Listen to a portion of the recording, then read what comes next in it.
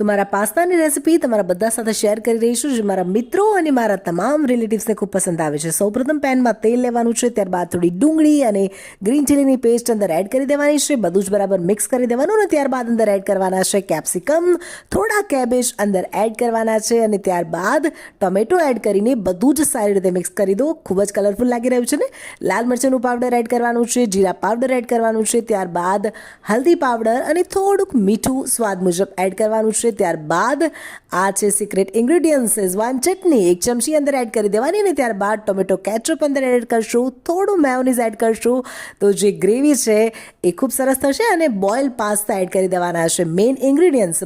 હવે without cheese તો pasta અધૂરા કહેવાય, તો છેલ્લે ચીઝ લઈને છીણી દેવાનું છે. ભરપૂર ચીઝ નાખો, જેટલું ભાવે એટલું ચીઝ નાખો. આ પાસ્તા હવે રેડી છે. જલ્દી પ્લેટ લઈને હું તો આ પાસ્તા ખાવા જઈ રહી છું. Please like and share and subscribe my channel.